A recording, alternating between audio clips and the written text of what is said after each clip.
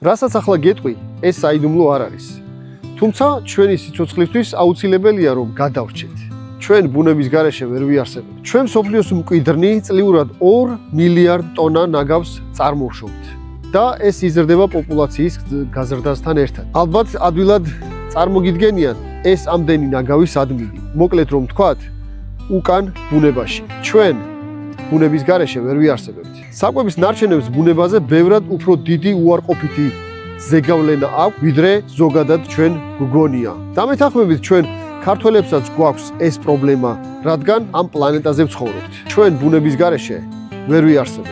ამ შემთხვევაში გავავახილებთ თქვენს ყურადღებას საკვების ნარჩენებზე, რომელიც მრავლად იყრება ჩვენი ოჯახებიდან. ეს იქნება ბოსტნეულის ნარჩენები, ზედმეტი საკვები, ქაღალდი, მუყაო, მოკლედ ყველაფერი, რაც ორგანულია და ლპობადი. მე შევეცდები მოკლედ აგიხსნათ და დაგაფიქროთ, თუ სად მიდის და რა ემართება ამ ნარჩენებს.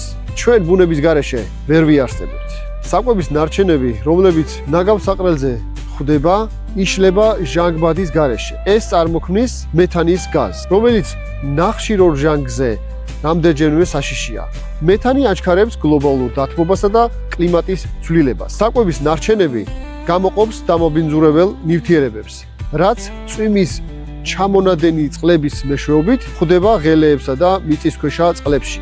კლავს თევზებსა და სხვა წყლის ბინადრებს. საკვები ნარჩენების ლპობის დროს გამოიყენება გაზი, რომელიც აბინძურებს, წამლავს ჰაერს, რომელიც ნეგატიურად მოქმედებს ჩვენზე და ზოგადად გარემოზე.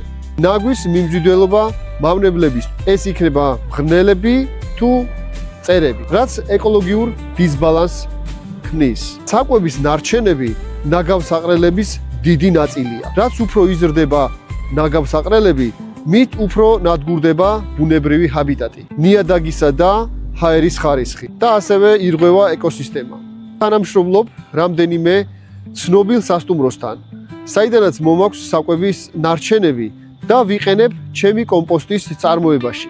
ჩვენ ბუნების გარეშე ვერ ვიარსებთ. თუ გული შეგტკივა ამ ყველაფერზე, დაწერე კომენტარებში შენი აზრი, თუ როგორ შეიძლება მოგვარდეს ოჯახებიდან ნარჩენების შეგროვება.